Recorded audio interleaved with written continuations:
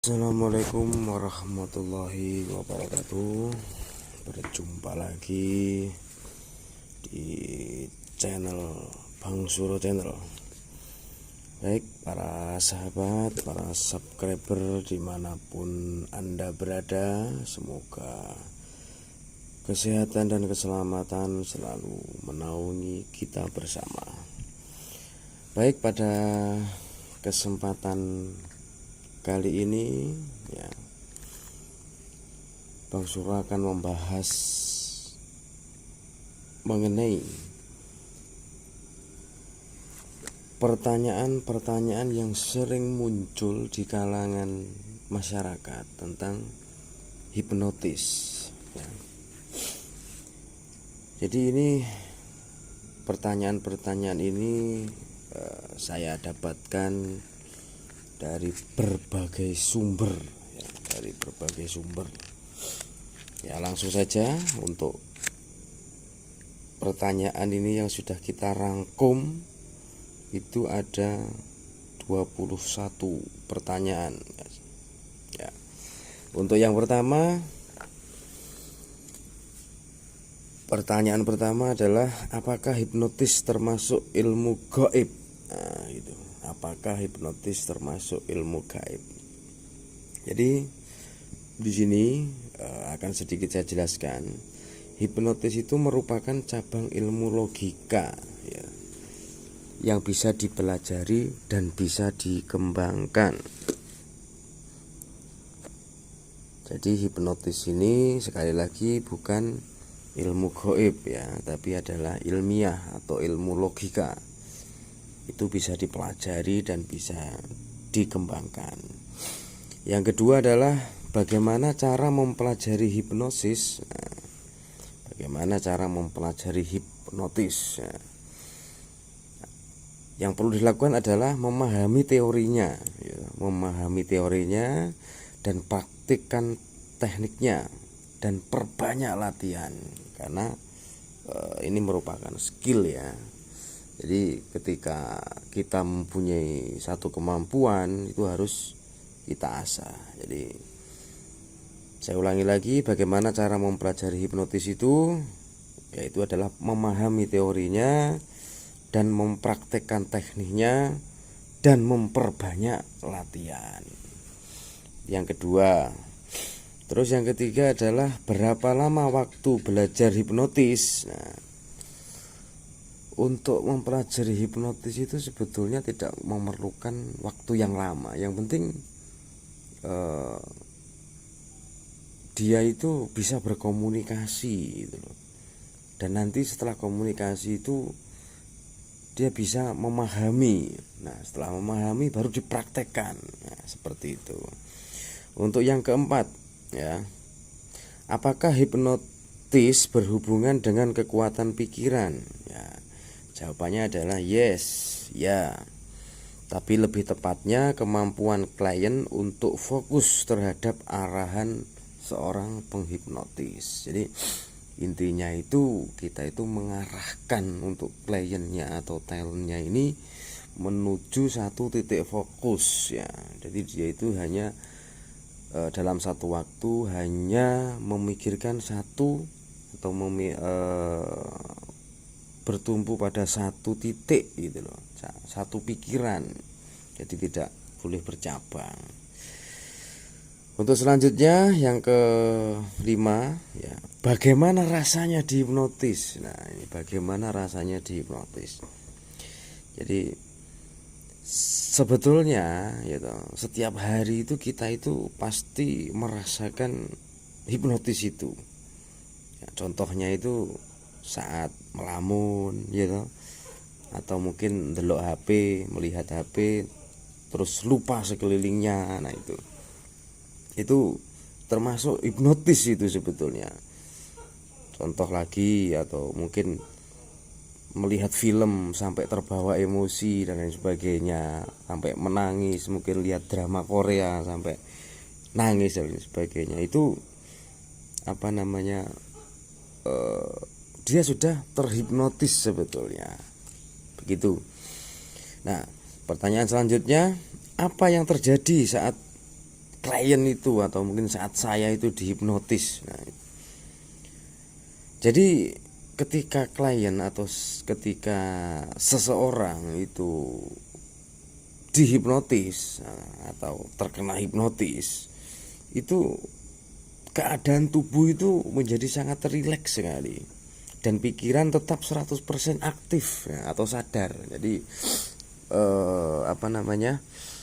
ketika kita itu terhipnotis itu 100% sadar dan 100% masih aktif, jadi tidak hilang kesadaran atau mungkin sesuai dengan mungkin ini saya tegaskan ya, bagi mungkin yang masih mempunyai pemikiran buruk atau mungkin pemikiran jelek tentang hipnotis, di sini saya tegaskan bahwa orang yang terhipnotis itu sebetulnya dia itu sadar gitu loh.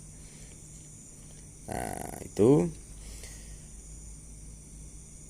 tetapi kesadaran Anda atau kesadaran seorang yang dihipnotis itu cenderung terhadap sensasi yang terjadi di dalam tubuh. Jadi itu cenderung untuk memikirkan apa yang disugestikan gitu loh. Jadi fokus ke itu. Jadi tapi sadar gitu loh. Jadi tidak hilang ingatan atau mungkin tidak apa ya. Untuk selanjutnya, amankah saya saat saya dihipnotis? Aman enggak privasinya ketika seorang klien atau mungkin seorang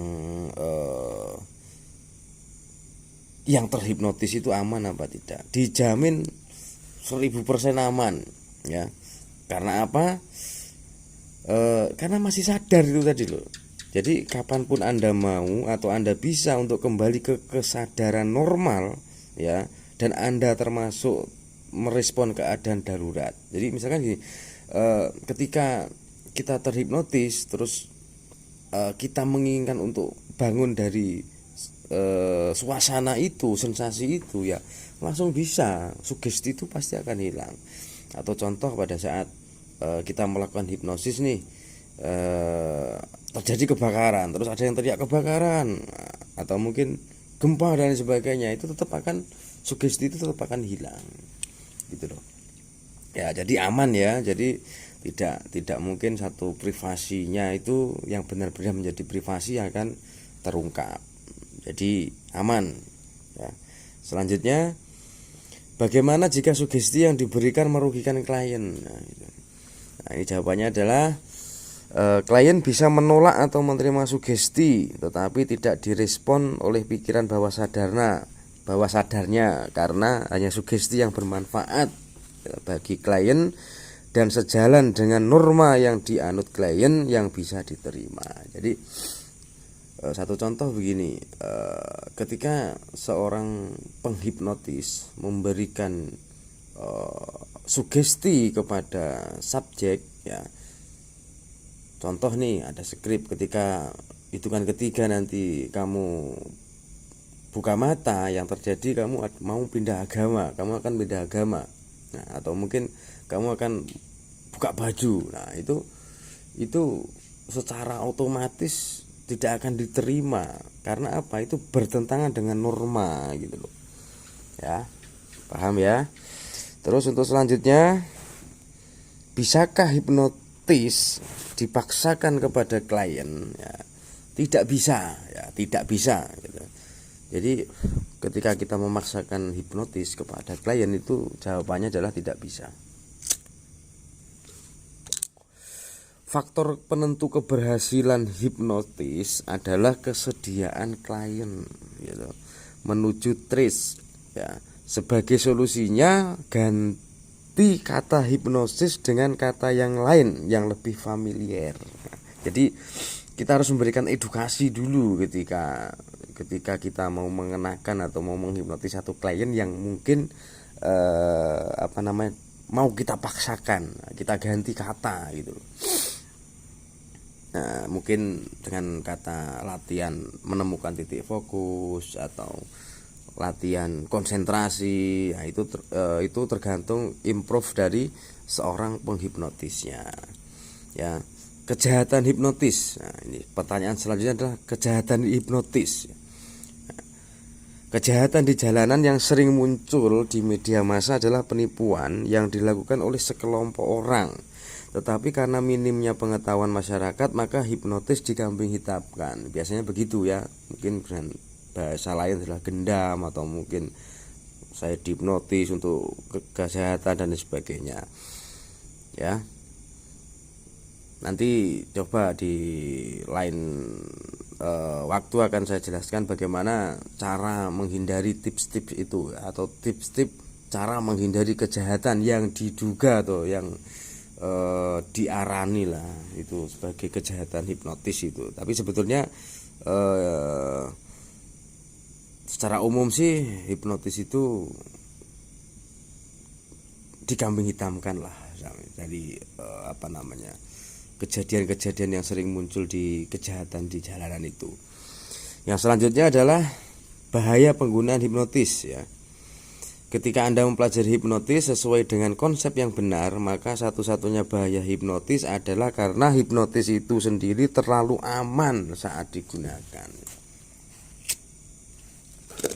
Jadi tidak ada bahaya ya. Tidak ada bahaya yang baik dari penghipnotisnya ataupun untuk kliennya. Jadi tidak bahaya karena hipnotis itu terlalu aman gitu loh. Ya. Selanjutnya, berapa usia minimal untuk bisa dihipnotis? Ya.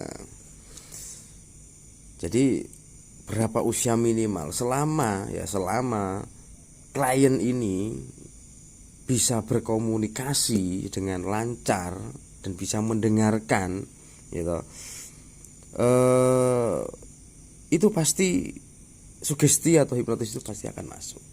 Jadi tidak ada batasan usia di sini ya, selama masih bisa berkomunikasi dua arah antara seorang penghipnotis dengan kliennya, itu pasti akan terjadi ya.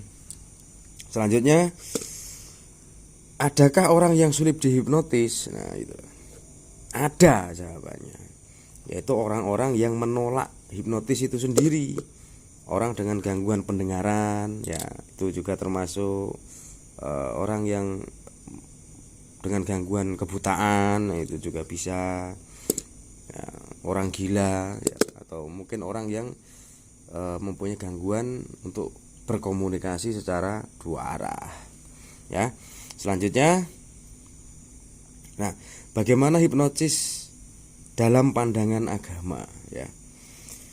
Jika Anda mendapatkan manfaat dari satu hipnotis dan bahkan bisa membagi manfaat tersebut untuk orang lain, maka yakinlah bahwa agama manapun pasti akan mendukung semua hal yang baik ya. Tetapi jika Anda merasa bahwa hipnotis itu merugikan diri ya, maka saya sangat yakin kalau Anda belum sepenuhnya menguasai dan mengaplikasikan konsep daripada hipnotis itu ya. Itu. Terus selanjutnya, adakah hipnosis bisa merubah watak seseorang? Nah, ini. Watak manusia itu tidak bisa dirubah ya dengan hipnotis, karena merupakan bagian kepribadian seseorang. Yang bisa diubah dengan hipnotis itu adalah sudut pandang seseorang dalam menghadapi berbagai masalah yang terjadi dalam hidupnya. Sudut pandang yang berbeda bisa membuat kita melakukan satu tindakan yang berbeda pada situasi yang sama ya. Contoh ya ini ya, orang awam ketika melihat ular kemungkinan akan lari atau ketakutan, tetapi bagi para pawang ular ya, menyikapinya seakan melihat rezeki karena akan mendapatkan tangkapan yang baru. Jadi gitu. Jadi watak itu cenderung sulit atau mungkin bahkan tidak bisa untuk dirubah, tetapi sudut pandang satu pemikiran manusia itu yang bisa dirubah gitu loh ya. Selanjutnya, apakah klien bisa terjamin rahasia pribadinya saat trance atau saat dihipnotis ya? Ya tentu saja, itu sebagai privasi daripada klien tetap terjaga ya. Jika klien ini meniatkan menyimpan sebagai informasi tertentu di dalam pikirannya, maka hipnotis tidak bisa mengakses ya. Dan klien selalu bisa mengontrol informasi apapun dari pikirannya yang harus atau tidak harus diberikan pada saat terhipnotis. Jadi itu tadi yang saya sampaikan. Nah, ketika melanggar norma atau mungkin ketika ada satu privasi yang memang secret bagi klien itu juga tidak bisa diutarakan atau disampaikan. Jadi terjamin ya untuk masalah rahasianya.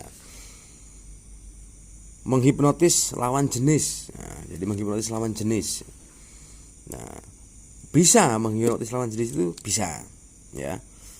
Tetapi untuk alasan keamanan atau mungkin ketenangan bagi klien ya, selama proses hipnotis itu, ya mungkin klien diberikan pilihan atau untuk membawa atau tidak membawa minimal satu orang lah dari pihaknya untuk mengawasi proses hipnotis itu.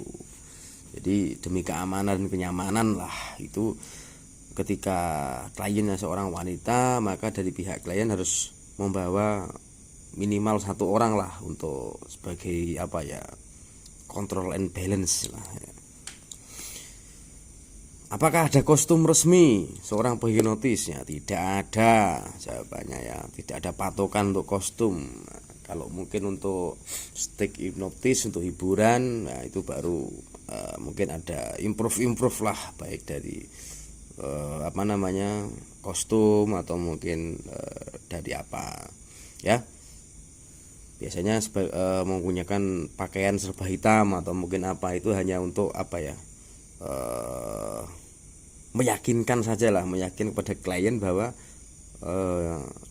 seorang penghipnotis ini sudah profesional, nah, gitu. Apakah lokasi dalam proses hipnotis selalu sunyi? Nah, tidak sebetulnya ya. Pada tahap dasar ini mungkin untuk saya menyarankan mungkin bagi yang baru belajar atau mungkin mau mencoba dihipnotis, ya mungkin dihindari dulu lah untuk keramaian.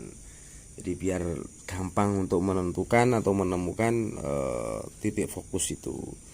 Nah, selanjutnya usia minimal belajar hipnotis. Nah, berapa ini?